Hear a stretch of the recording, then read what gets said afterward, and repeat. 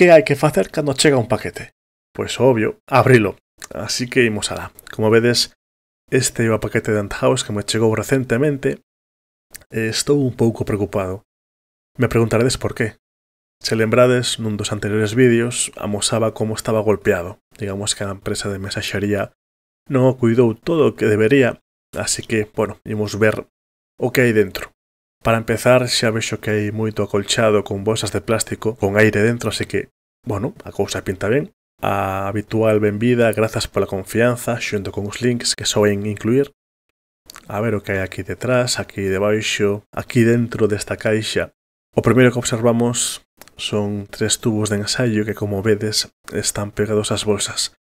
Eu puxo que ten a súa lógica, porque se non veñen así pegados, pois durante o envío vanse mover de aquí para lá dentro da caixa e como que non lle vai a sentar ben as fórmicas.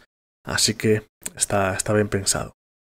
Como sempre, o movimento ten que ser cuidadoso con elas para non estresalas demais.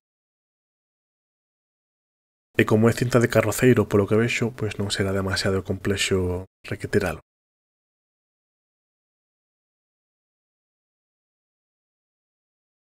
E mentres continuo, vos pido un poquinho de axuda aos que esteades agora mesmo vendo neste intre o vídeo.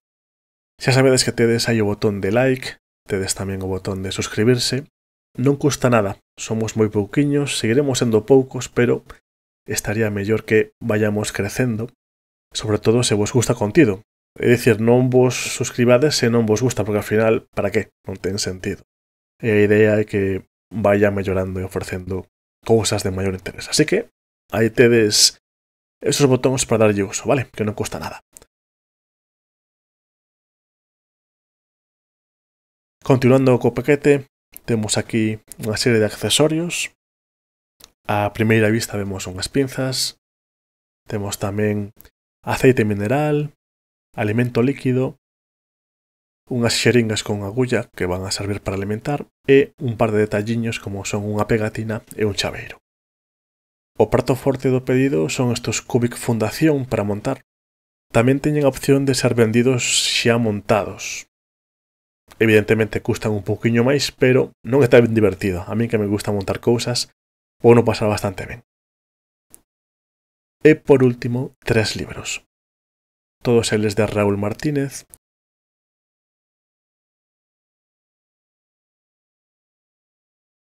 O primeiro deles, como podedes ver na portada, son as formigas Lasius, Bioloxía e Coidados. O segundo, a formiga recolectora Mesor Barbarus, Bioloxía e Coidados. E por último, como criar formigas. Temos unha responsabilidade porque son seres vivos, así que hai que informarse. Temos que coñecer como debemos coidalas, cales son as súas necesidades. Así que xa sabedes, sexa bibliografía, sexa internet, grupos de WhatsApp, Telegram, o que sexa, pero sempre informarse e tentar preguntar a xente que é experta.